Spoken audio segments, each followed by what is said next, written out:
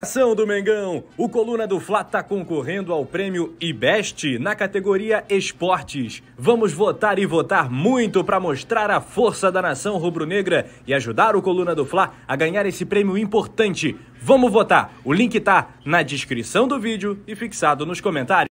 Alô, nação do Mengão, esse é o Coluna do Fla, seja bem-vindo. Se inscreva no canal, não esqueça de deixar o seu like, pega o link, compartilha pra geral, comente bastante, queremos te ouvir. Aqui você tem a melhor transmissão dos jogos do Flamengo na internet. O Coluna é brabo e tem o Podfla, o podcast da nação.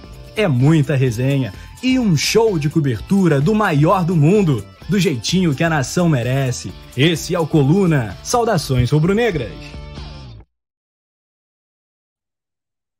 Saudações rubro-negras, muito boa noite, esse é o Coluna do Fla, e tá chegando aqui no seu coração, segura aí que tem emoção, tem notícia do Mengão, e hoje nós estamos aí sob os comandos do nosso querido, como é que é o nome dele mesmo? Leandro Ledo. Leandro Ledo, um beijo no seu coração, daqui a pouco a gente vai falar do Mengão, solta a vinheta e vamos que vamos.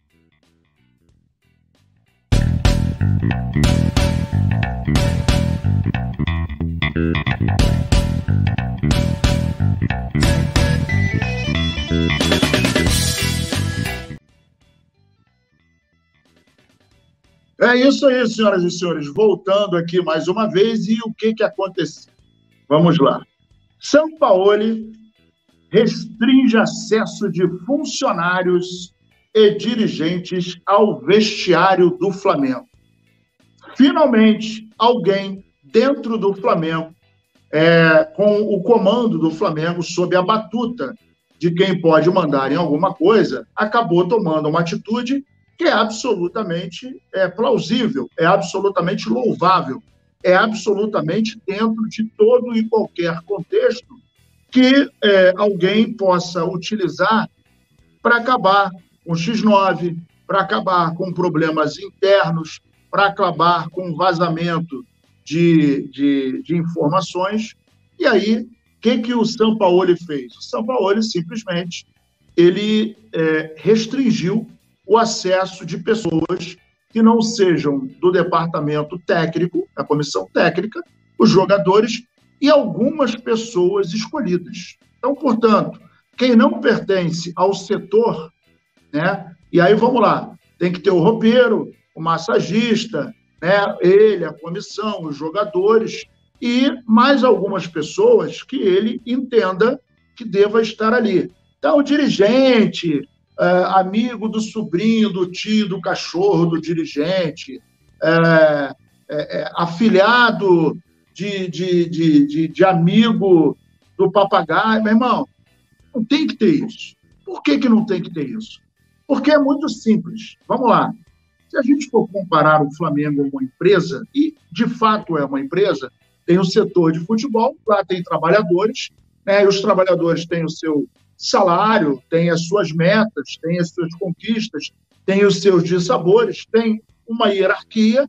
Então, tem que acabar com essa brincadeira de que futebol, departamento de futebol, campo de futebol, se a gente for lembrar da década de 80, de 90, até início dos anos 2000, o campo de futebol, ele tinha o pessoal da reportagem, os fotógrafos, os profissionais que deveriam estar em campo, né? Gandula, comissão de árbitro, o pessoal da mesa, né? Mas, principalmente em final de campeonato, quando estava acabando nos últimos 5 minutos, nos últimos 4 minutos, uma multidão de pessoas na beira do campo. E aí tinha amigo de dirigente, parente de dirigente, amigo de jogador, amigo do amigo, amigo do amigo do amigo do amigo. E isso sempre contamina o ambiente. Quando você não tem profissionais que são credenciados, que são acostumados, que são os caras que estão ali porque necessitam trabalhar, você sempre vai ter algum problema. É muito simples, né? Você, às vezes, olha, quando você entra numa empresa e tem o local físico destinado ao público, né? Ao cliente. e geralmente tem lá entrada restrita para funcionários. Acabou. E aí, você, para não contaminar alguns setores da empresa, nem todo mundo pode entrar. É a mesma coisa. Se o cara não é do departamento de futebol, então tem lá o Sampaoli, preparador físico, preparador de goleiros, tem o cara que é o maluco que fica na orelha dele, tem um que segura o óculos e tem outro que fecha o agasalho. É dele? Beleza. O departamento médico. Quantos? Doutor, quantos o senhor precisa para entrar no vestiário? Preciso de eu e mais um auxiliar. Show. Massagista. Beleza. E os jogadores. Esse negócio de dirigente ir para... Irmão, dirigente tem que acabar o jogo, acabou o campeonato, aí vai lá para abraçar a rapaziada.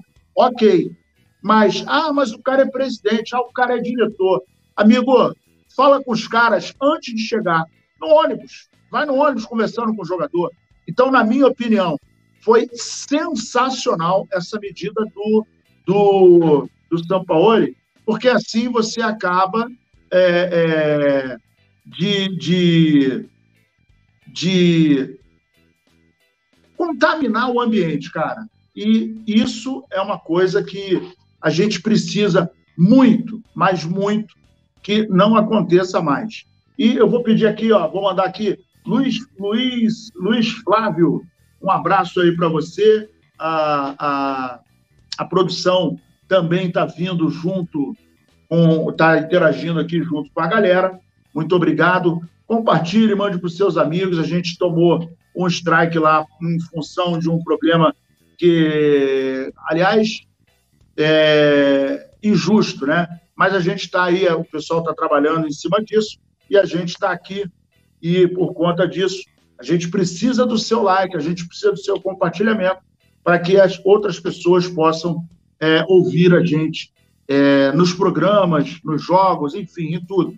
Tá? E aqui do lado, você está vendo o QR Code, nós estamos disputando aí o prêmio IBEST, categoria futebol, para que você vote na gente, dê uma força, é muito importante, beleza? Então, se inscreva, compartilhe e vamos que vamos. Continuando aqui o assunto do Sampaoli, se você quiser também, tem ali no coluna do Fla, no site, tem todas as informações. De acordo com o Jornal Extra, ele limitou o acesso de pessoas que não pertencem diretamente ao grupo de jogadores e comissão técnica no vestiário do Flamengo. Por isso, a circulação de funcionários, membros da diretoria, passa a ser restrita antes e depois das partidas do Rubro Negro. Para mim, foi uma medida sensacional. Parabéns, Sampaoli, pela medida. E, assim, a gente precisa de atitudes que sejam desse naipe para que não contamine o ambiente. Nós já temos muitos problemas. E se você não cortar os problemas, isso tem que doer, e doa quem doer, melhor dizendo. E se estiver doendo, meu amigo, é para o bem da instituição, é para o bem do time. O Flamengo não tem dono. Então, o Flamengo tem patrimônio, somos nós. Então, tem vazamento? Tira. Irmão, você é daqui? Você é do futebol? Não? Pô, eu sou primo, parceiro, um abraço, não vai entrar, acabou. Simples assim.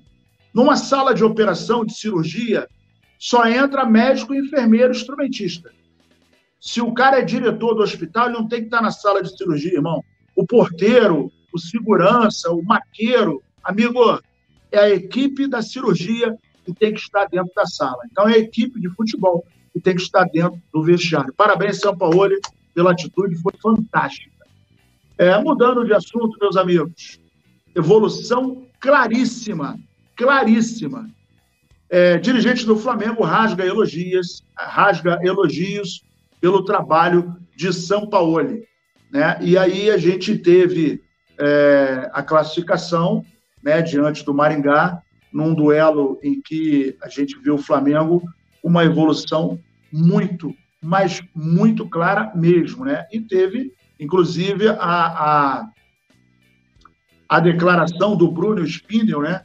Ele disse que está muito feliz com o Flamengo e, entre aspas, ele falou o seguinte, abre aspas, melhor dizendo, A evolução claríssima com características do DNA do Flamengo, concordo, de jogar com a bola um futebol ofensivo, impositivo e dominante. Ele falou que o sonho dele, o Sampaoli, né, é ficar muito tempo aqui no clube. E o nosso sonho também fazer um Flamengo invencível. É trabalhar dia a dia de forma muito dura para atingir o nosso sonho, disse o Bruno Spinel em entrevista ao UOL Sport. E isso, de uma certa forma, acaba mostrando que o Flamengo evoluiu, cara. Evoluiu. Nós perdemos contra o Internacional na segunda rodada do Campeonato Brasileiro, mas ainda assim a gente viu uma evolução diante do time que nós vimos jogar com o Vitor Pereira.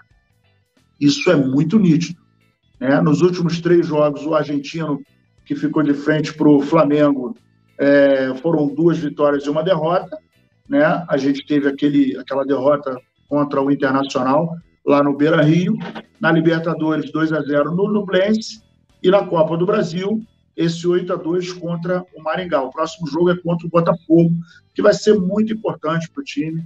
Eu acho que não adianta ficar escolhendo adversário.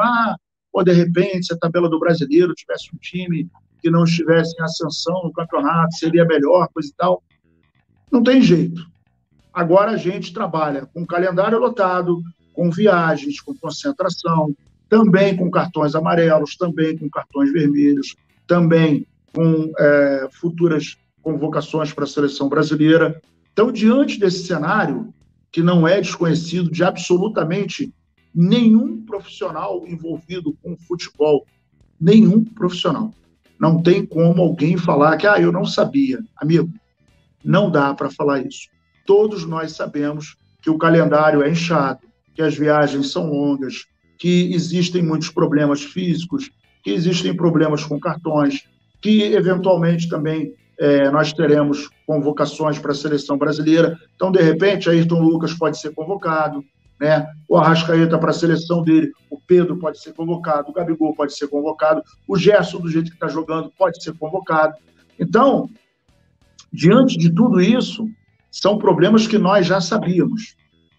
E o que mais me deixa espantado é com a cara de pau de algumas pessoas que não conseguiram enxergar que o problema estava no Vitor Pereira.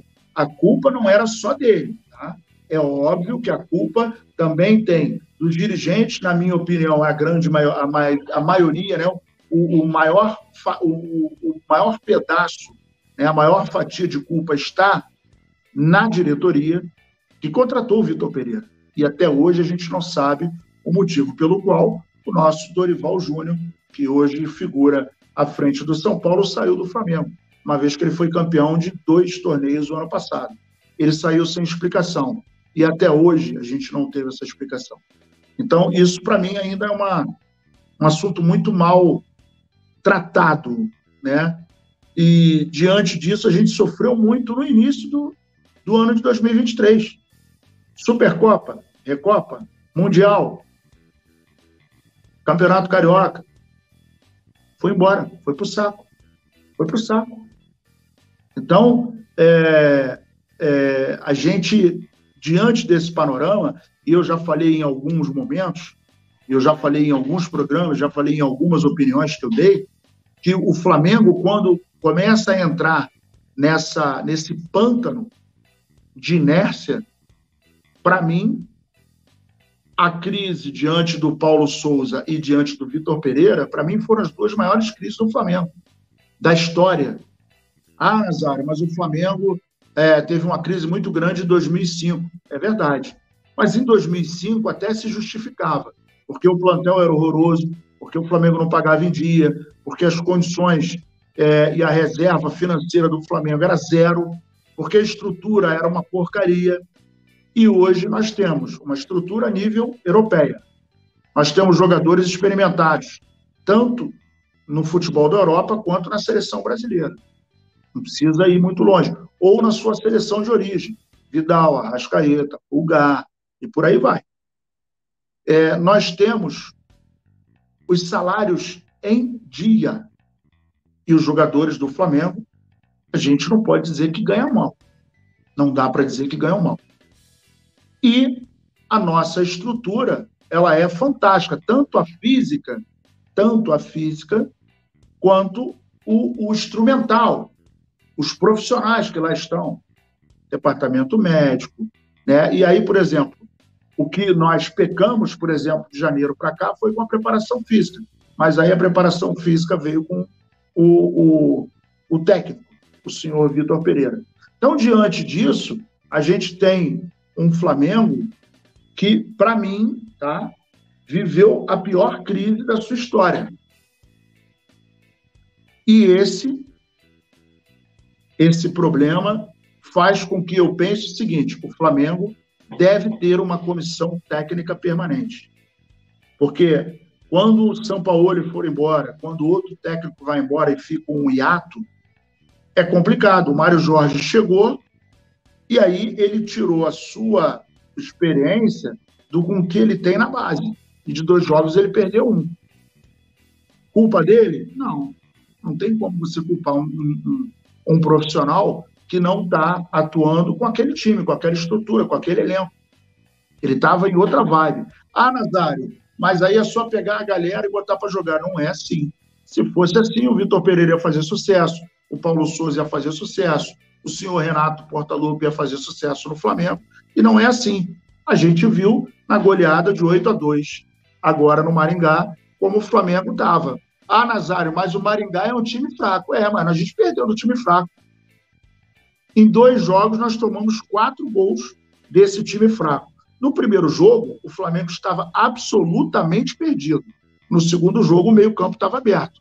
Mas a proposição era que o Flamengo amassasse, não deixasse respirar, trabalhasse o tempo inteiro no campo ofensivo, né, do Maringá. O campo ofensivo do Flamengo, campo defensivo do Maringá. Com isso, o Flamengo acabou abrindo alguns espaços, mas foi um risco calculado. Não foi um acaso. E vamos combinar que um dos gols, né, o segundo gol, foi uma sorte danada. Bateu nas costas do atacante e a bola encobriu o Santos.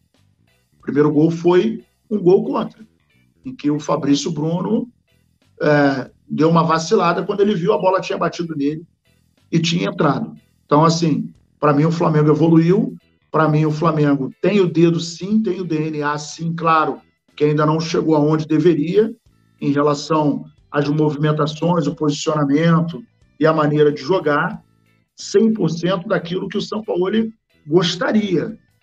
Mas a gente está vendo um Flamengo que não é mais aquele time reativo, não é aquele time perdido, espaçado. Um dos aspectos que precisa melhorar, por exemplo, é o condicionamento físico. E é inadmissível você estar quase que no meio do ano com um condicionamento físico comprometido. O time do Flamengo está com condicionamento físico ainda comprometido, porque não está em 100%. E essa culpa, parte é até dos jogadores, uma pequena parcela, porque cada um tem que ter a sua responsabilidade, não tem nenhuma criança, mas vamos lembrar que o Gabigol, sempre muito criticado, começou a treinar fisicamente 2 semanas antes de voltar. E qual é a outra parte que tem culpa? A diretoria, que deu um espaço de tempo muito grande para as férias, sabendo que nós tínhamos compromissos importantíssimos em 2023. Lembrando que se o Flamengo chegar à final da Copa do Brasil, do Brasileiro e da Libertadores, nós vamos chegar em algo em torno de 81, 82 jogos. E isso é muito para um ser humano, porque o futebol é um esporte de contato e de muito apelo físico. E isso acaba exigindo muito. Agora vamos falar de mais uma outra notícia, né? O tal do mimimi, né? A galera do mimimi. Antes de falar do mimimi, vou mandar um abraço aqui para a galera. O Lúcio Flávio está junto com a gente. O Yuri Reis, boa noite, mestre Nazário. Boa noite, Yuri Reis. Você por aqui, compartilhe e mande para os seus amigos para a gente poder divulgar o nosso trabalho, beleza? Estamos juntos e misturados. Yuri Reis, o terror de Salvador. Gente da melhor qualidade. O que a gente vai falar aqui, o Spinel minimiza a postagem polêmica de Gabigol sobre a Arrascaeta após a classificação na Copa do Brasil. Então, o Flamengo, como todos sabem, venceu o Maringá, né? E aí o Gabigol, após a vitória, em tom de brincadeira, repostou um vídeo de Arrascaeta e pediu para o Meia retornar ao time, já que, segundo o camisa 10, apenas o uruguaio, Arrascaeta, enxerga dentro de campo.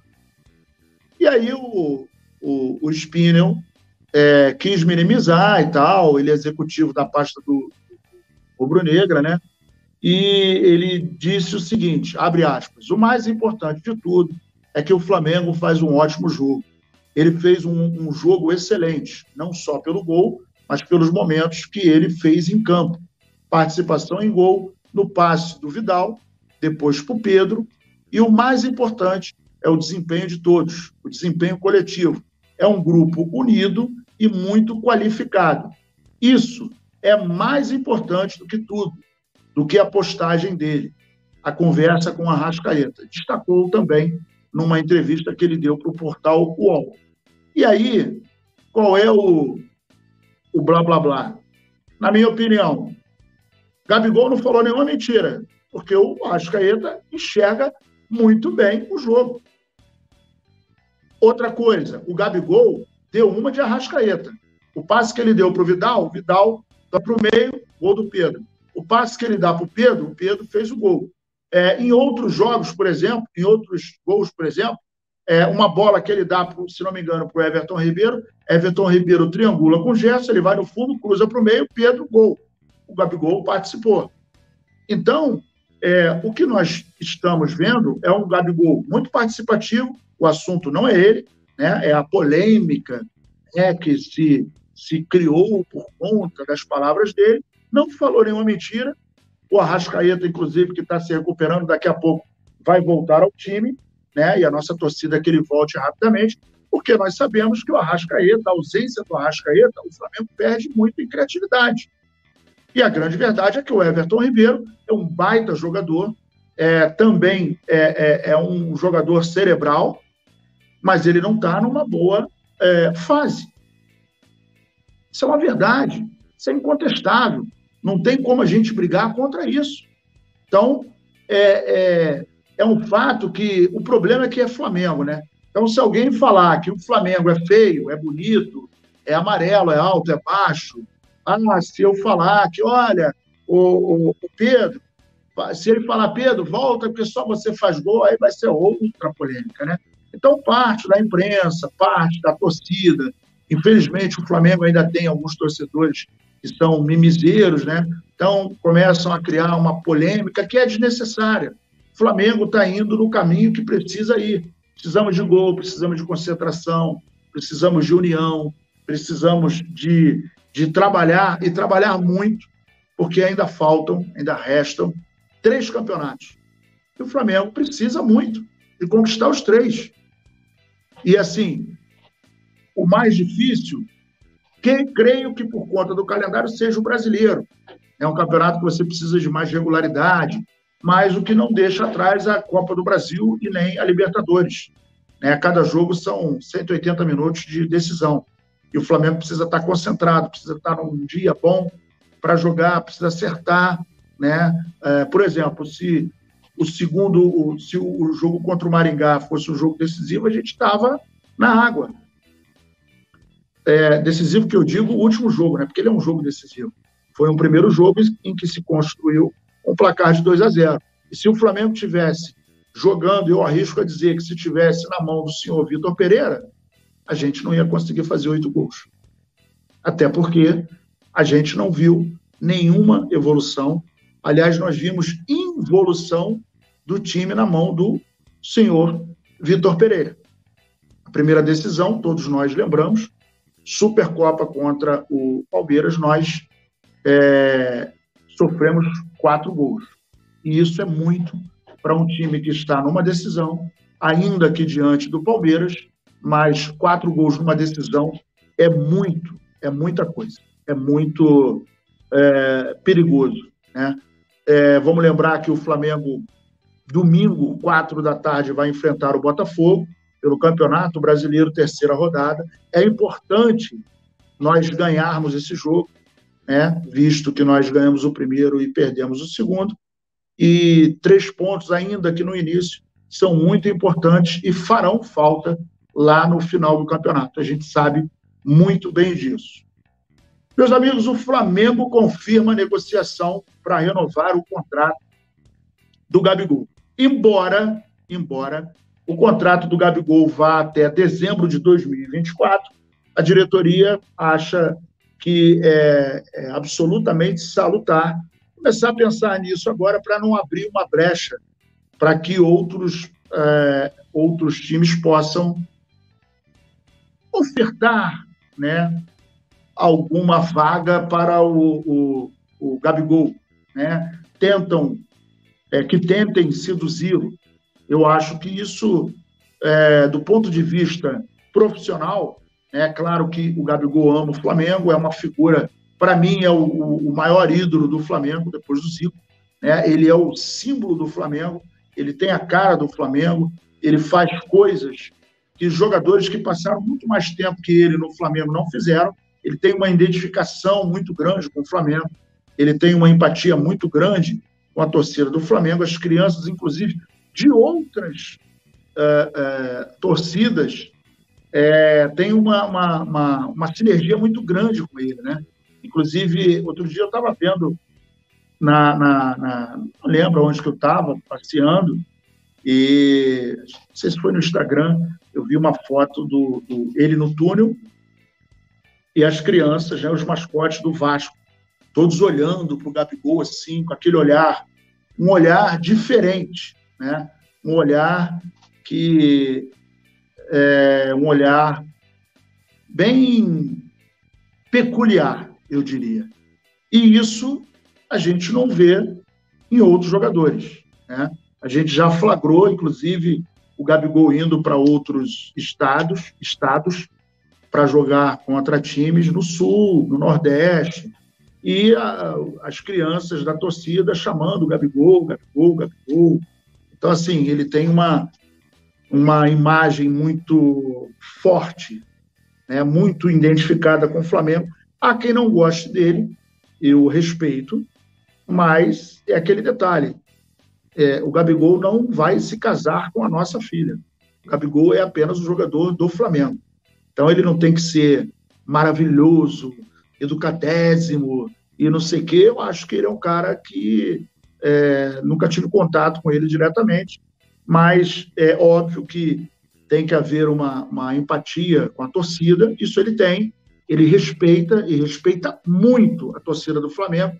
E, para mim, uma das provas mais contundentes de que ele respeita a torcida do Flamengo e a própria instituição é o fato, e eu não me canso de falar nisso, é o fato dele ter aceitado essa posição dentro de campo. Ele é um cara que abriu mão de ser um homem-gol para servir o Flamengo. E um exemplo muito claro disso foi também no jogo contra o Maringá. Ele foi garçom da noite. Ele participou de quase todos os gols, ativamente. Se ele não deu o último toque, ele estava envolvido na construção da jogada que resultou em gol. Então, isso é muito importante. Eu acho que isso é fantástico e é uma prova de que ele não é movido pela vaidade. Eu canso de falar e repito. Se fosse no lugar dele, Romário, Miller, Careca, Baltazar, Luizão, Obina, Paulo Guerreiro, qualquer outro centroavante que jogou no Flamengo ou até de outros clubes. Seria interessante alguém perguntar, você vai fazer o seguinte, você vai se movimentar agora um pouco mais para fora da área, vai buscar a jogada para ajudar o Pedro.